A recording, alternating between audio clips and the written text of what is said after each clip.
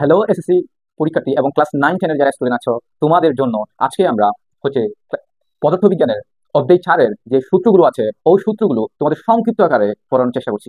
তো দেখো, আমাদের হচ্ছে অধ্যায় 4-এর যে কাজ ক্ষমতা ও শক্তি যে চ্যাপ্টারটা আছে ওই চ্যাপ্টার যে সূত্রগুলো সংক্ষিপ্ত আকারে সবগুলো একসাথে নিয়ে এসেছি। তোমরা দেখো, প্রথম হচ্ছে কাজ। কাজ হচ্ছে আমরা W equal two F S, আমরা সবাই জানি এটা শক্তি। শক্তি কিন্তু আমাদের যান্ত্রিক শক্তি নিয়ে আলোচনা করা হয়েছে এবং যান্ত্রিক শক্তি দুই প্রকার। সো গতিশক্তি এবং বিভব শক্তি। গতিশক্তি হচ্ছে ই কে অথবা টি দিয়ে প্রকাশ করা হয় equal to half M B square.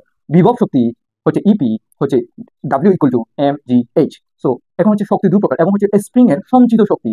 Spring এর সঞ্চিত শক্তি B equal to half M B half K X square এবং হচ্ছে বল শক্তির একটা সম্পর্ক আছে E equal to M C square, যেখানে সি হচ্ছে আলুর ব্যাগ। সো এখন হচ্ছে লাস্ট যে ক্ষমতা। ক্ষমতা যেটা P equal to W by T, যেখানে ডাব্লিউ হচ্ছে ওয়ার্ক আর টি হচ্ছে সময় আর টি হচ্ছে ক্ষমতা এবং কর্মদক্ষতা। কর্মদক্ষতা হচ্ছে ইটা দ্বারা প্রকাশ করা হয় এবং লব্য কার্যকর শক্তি ডিভাইডেড মূল প্রদত্ত শক্তি, এটাকে 100% আমরা করতে হয়।